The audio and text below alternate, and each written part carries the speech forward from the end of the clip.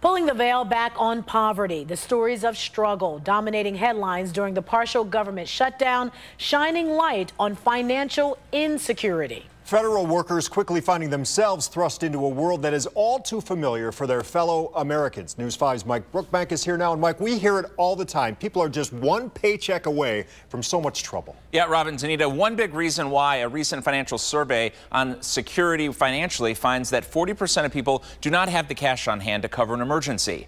Tonight, advocates for the working poor tracking continued trouble from the shutdown, but also the attention it's bringing to programs that help all of our neighbors in need. A flood of federal workers.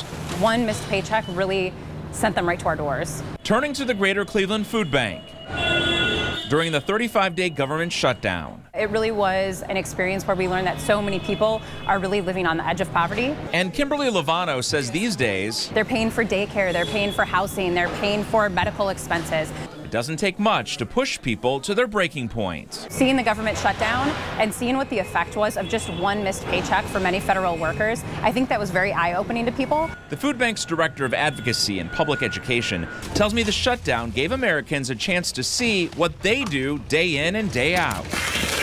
There is a lot of awareness needed around the issue of the working poor in America. Right now, 1 out of 5 people in Cuyahoga County rely on the SNAP program to keep their kitchens stocked with food. It certainly created more awareness of the important role that the safety net plays. However, because of the shutdown, a few tears in that net. I think we're going to feel the impact for weeks to come. Federal funds for February were actually distributed last month. A lot of confusion about that. Some families in need may now have to wait up to 55 days before getting more money to buy food.